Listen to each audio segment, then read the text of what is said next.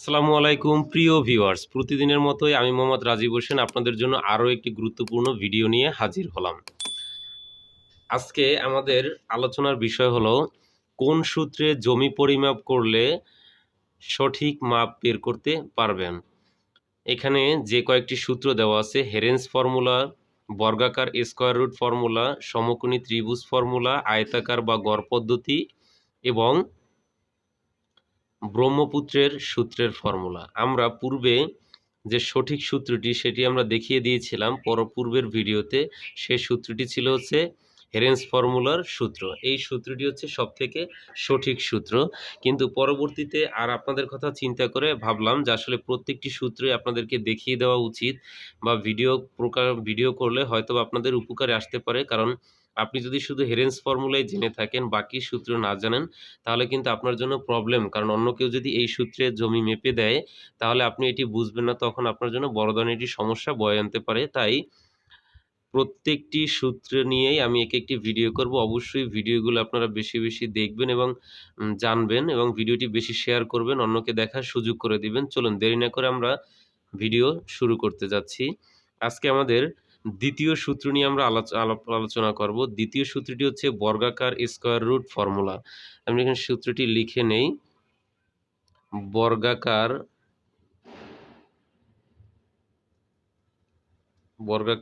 Square root formula.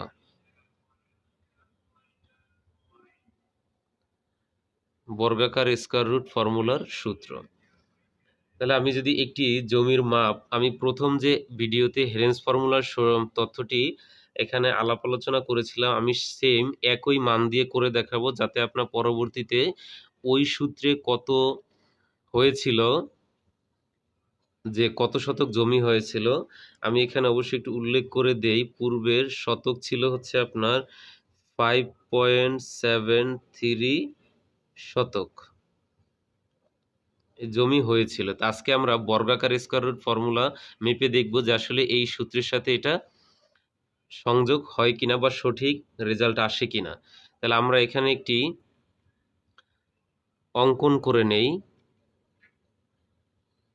4টি বাহু দ্বারা আমরা একটি অঙ্কন করলাম। তাহলে সেম পূর্বে হেরেন্স ফর্মুলায় যে মান ছিল, এখানে আমরা প্রত্যেক বাহুর মান এঁকে নিয়ে নেই। 53, এখানে হচ্ছে 64 ফিট, এখানে ছিল আপনার 44 ফিট, এখানে হচ্ছে 42 ফিট। তাহলে বর্গাকার স্কয়ার রুট ফর্মুলায় এই জমিটি আমরা মেপে দেখব যে এখানে যে ভুলটি হয়, আমি এখানে লিখে দিচ্ছি। যদি 4 বাহু সমান না হয়, 4 বাহু, একটি জমির 4 বাহু সমান না হলে, নাহলে এই সূত্রে পরিমাপ করলে, এই সূত্রে পরিমাপ করলে সঠিক উত্তর পাওয়া সম্ভব নয়। পরিমাপ করলে ভুল হবে। তাহলে আমরা এখন এটিকে দেখব যে আসলে আমাদের কি রেজাল্ট আসে এখান থেকে। তাহলে আমি ক্ষেত্রফল যদি আমি নিয়ে নেই, তাহলে আমার হচ্ছে ক্ষেত্রফল যদি আমি রুট দিয়ে ডিরেক্ট স্কয়ার রুট ফর্মুলায় করে নিচ্ছি, তাহলে আসবে হচ্ছে 53 ইন্টু হচ্ছে 42 ইন্টু হচ্ছে 64 ইন্টু হচ্ছে 44। এটিকে আমরা যদি ক্যালকুলেট করে নেই, তাহলে আবার আমরা সেম এখান থেকে আমরা রুট দিয়ে নিতে হবে। রুট দেওয়ার পরে আমরা দেখব যে আসলে এখানে মানটি সঠিক হয় কিনা। তাহলে আমরা যদি প্রথম যাই, 53 ইন্টু হচ্ছে 42 ইন্টু হচ্ছে 64 ইন্টু হচ্ছে 44, এটাকে ইকুয়াল করলে আমার এখানে আসতেছে হচ্ছে আপনার 6268416। এটিকে আমরা রুট ওভার করে নিলে আমাদের এখানে পাবো হচ্ছে 2503.68 SFT স্কয়ার ফিট। তাহলে আমরা জানি 1 শতক, আমি যখন এখন শতকে রূপান্তর করব, 1 শতক সমান হচ্ছে 435.60। তাহলে যদি আমরা এটিকে এখন ভাগ করে নেই তাহলে আমরা কত পাবো, যে 2503.68 ডিভাইডেড হচ্ছে 435.60।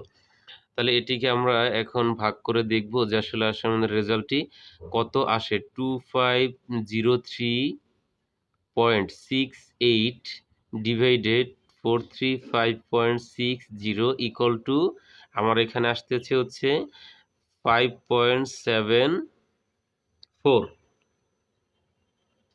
শতক। প্রিয় দর্শক, এখানে অবশ্যই খেয়াল রাখবেন, আমি যে প্রথম হেরেন্স ফর্মুলাতে একটি ভিডিও করেছিলাম সেখানে এই সূত্রটির যে এই সেম বাহুর মাপ নিয়ে আমি যে হেরেন্স ফর্মুলা থেকে ক্যালকুলেট করেছিলাম সেখানে আসছিল হচ্ছে 5.73 শতক।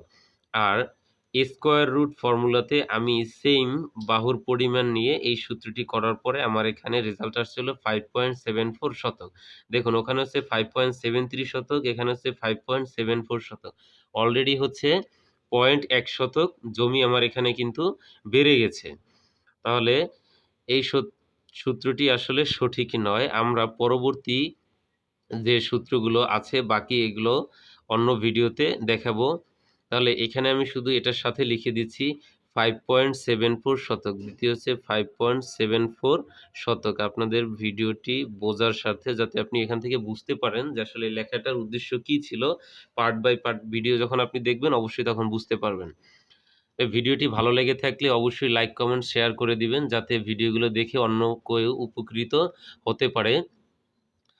আজকের মতো এখানেই বিদায় নিচ্ছি। আল্লাহ হাফেজ।